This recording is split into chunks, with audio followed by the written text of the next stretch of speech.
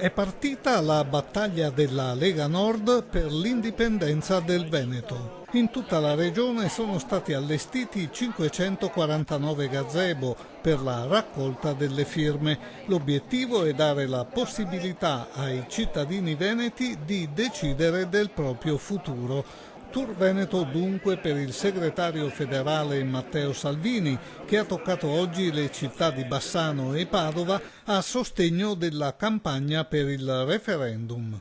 A Bassano del Grappa sono stato poco fa e hanno raccolto 400 firme in una mattinata, il tempo è quello che è, ma è un buonissimo inizio, c'è tanta gente anche non leghista che sta firmando perché chiede che i veneti possano decidere.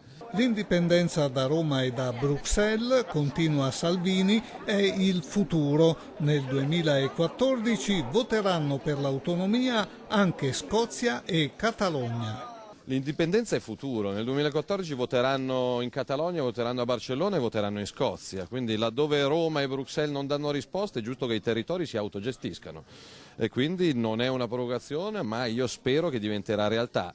Oggi raccogliamo firme per l'indipendenza che è sia da Roma che da Bruxelles perché una delle due eurocapitali da sole non basta.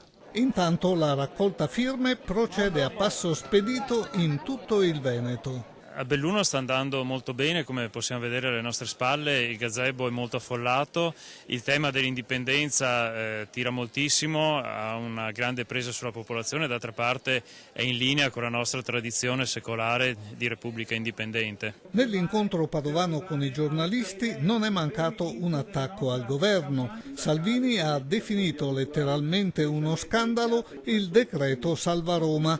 Ricevo mail di protesta, ha detto, dai sindaci di mezza Italia. Ma sono arrabbiati in tutta Italia, mi hanno scritto mail sindaci da nord a sud perché dicono perché Roma sì e gli altri no.